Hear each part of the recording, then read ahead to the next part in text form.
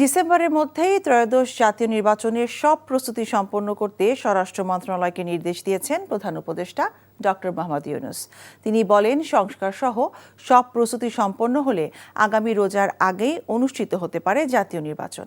প্রধান উপদেষ্টার বাসভবন যমুনায় ডক্টর মোহাম্মদ ইউনূসের সাথে স্বরাষ্ট্র উপদেষ্টা সহ মন্ত্রণালয়ের ঊর্ধ্বতন কর্মকর্তাদের বৈঠকের এসব সিদ্ধান্ত জানায় প্রেস উইং।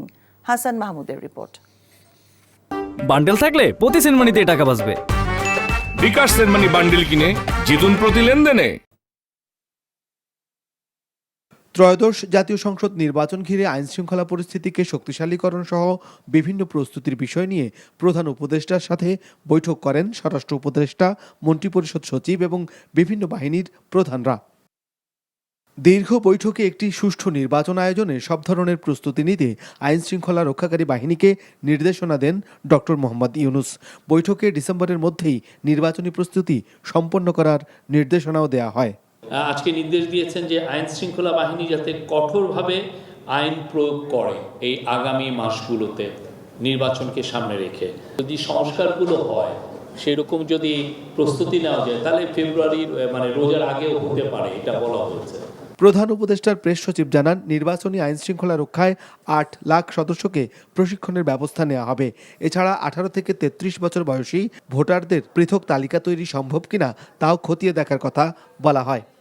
আগামী নির্বাচনে ভোটারদের জন্য একটা ভালো অভিজ্ঞতা হয়, একটা সুন্দর স্মৃতি থাকে। প্রথম ভোট যারা দিবে এটা তাদের জন্য গৌরবের, সেজন্য ভালো অনুভব করে। প্রায় 16,000 ভোট কেন্দ্রকে ঝুঁকিপূর্ণ হিসেবে চিহ্নিত করে সিসিটিভি ক্যামেরা, পুলিশের বডি ক্যামেরা এবং জুডিশিয়াল ম্যাজিস্ট্রেটদের নজরদারি, ডিসি, এসপি ও টিওনোদের র্যান্ডম পদ্ধতিতে বদলি এবং নতুন সদস্য নিয়োগের নির্দেশনাও দেওয়া হয়। নির্বাচনের আগে ডিসি, এসপি, ওসি, টিওনো এগুলোকে রিশাফল করার কথা বলা হয়েছে এবং রিশাফলটা কিভাবে করা হবে এটা একটা র্যান্ডম ওয়েতে করবে। ভোটার, আইন শৃঙ্খলা রক্ষাকারী বাহিনী এবং অন্যান্য যারা কর্মকর্তা নির্বাচনের সাথে সংশ্লিষ্ট আছেন তাদের প্রত্যেকের নির্বাচন সংক্রান্ত যাবতীয় প্রস্তুতি তারা ডিসেম্বরের মধ্যে সম্পন্ন করতে হবে। এই জন্য যদি যে জনবল নিয়োগের কথা বলা হয়েছে, যেগুলো অলরেডি প্রক্রিয়াধীন আছে, সেই প্রক্রিয়াগুলো সম্পন্ন করার কথা বলা হয়েছে। আগামী ফেব্রুয়ারি বা এপ্রিলের মধ্যে সম্ভাব্য জাতীয় নির্বাচনের আগে যেন কোনো ঘাটতি না ঘটে, সেজন্য সবাইকে নির্দেশনা দেন প্রধান উপদেষ্টা।